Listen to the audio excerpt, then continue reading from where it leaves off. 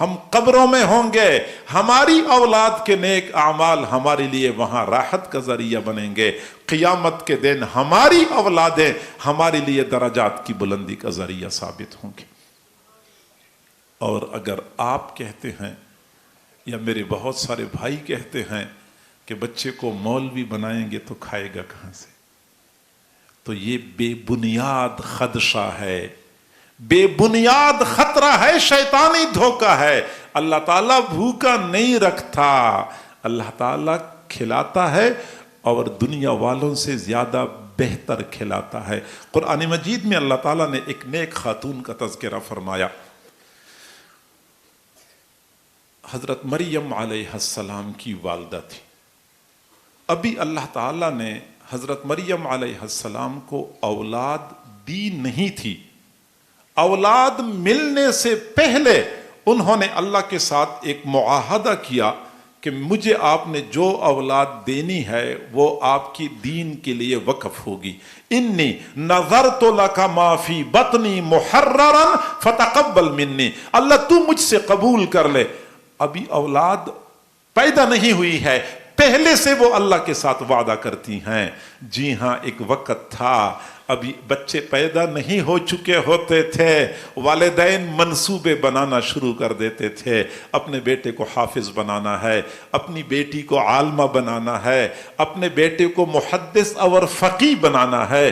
آج افسوس سے کہنا پڑتا ہے ابھی شادی کی ابتدائی راتیں ہوتی ہیں، میاں بیوی مستقبل کے منصوبے بنا رہے ہوتے ہیں، اب بیٹے کو بیوروکریٹ بنانا ہے، بیٹے کو سرکاری فوجی افسر بنانا ہے، بیٹے کو ہم نے انجینئر بنانا ہے۔ تو لوگوں کی تمنائیں خراب ہو چکی ہیں، چاہتیں ہماری بگڑ گئی ہیں، آرزویں بگڑ گئی ہیں۔ ہماری آرزویں کچھ اور ہیں، پرانے زمانے کے لوگوں کی آرزویں کچھ اور ہوا کرتی تھی۔ میری دعا سے قضا تو بدل نہیں سکتی، میری دعا سے قضا تو بدل نہیں سکتی، مگر ہے اس سے یہ ممکن کہ تو بدل جائے۔ تیری دعا ہے کہ ہو تیری آرزو پوری، میری دعا ہے تیری آرزو بدل جائے۔ اور آرزو بدل جائے تو کام بنے گا۔ ہماری آرزویں خراب ہو چکی ہیں۔ حضرت مریم علیہ السلام کی والدہ نے پہلے سے یہ چاہت ظاہر کی، کوئی اولاد مجھے ملے گی، اللہ کی دین کے لیے وقف ہوگی۔ بیٹی پیدا ہوئی، کہنے لگے رب انی وضعتها انثى، اور آگے کہنے لگی کہ وَلَيْسَ الذَّكَرُ كَالْأُنثىٰ، اللہ آپ نے جیسے فیصلہ فرمایا مجھے بیٹی مل گئی ہے۔ اب پتہ نہیں بیٹی دین کا کتنا کام کر سکے گی، دین کا کتنا کام کر سکے گی، چنانچہ وقف کر لی تھی۔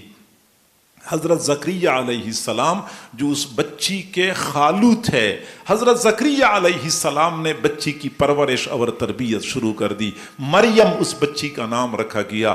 حضرت زکریا علیہ السلام جب خود ہوتے تھے بچی کی نگرانی کرتے تھے، کبھی دن کے وقت کام کے لیے جانا ہوتا تھا تو بچی کی حفاظت کے لیے بچی کو عبادت گاہ کے ساتھ متصل ایک چھوٹے حجرے میں بند کر دیا کرتے تھے، باہر سے تالا لگایا کرتے تھے۔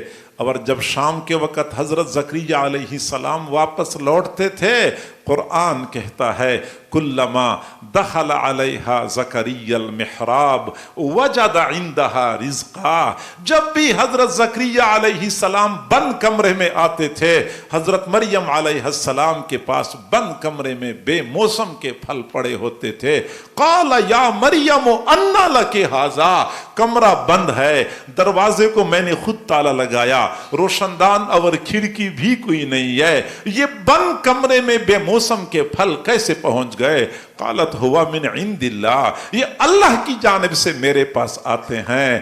میرے بھائیوں، آج سے 1000 سال پہلے اگر ایک خاتون نے اخلاص کے ساتھ اپنی بیٹی اللہ کی دین کے لیے وقف کر رکھی تھی، اللہ نے بند کمرے میں ان کو بے موسم کے پھل کھلائے تھے۔ آج ہم اپنی اولادوں کو اللہ کی دین کے لیے وقف کریں گے۔ آج بھی اللہ کا وہی قانون ہے، بند کمروں میں اللہ ہمارے بچوں کو رزق کھلائے گا۔ اللہ تعالیٰ روزی کھلاتا ہے، اللہ کے قانون نہیں بدلتے.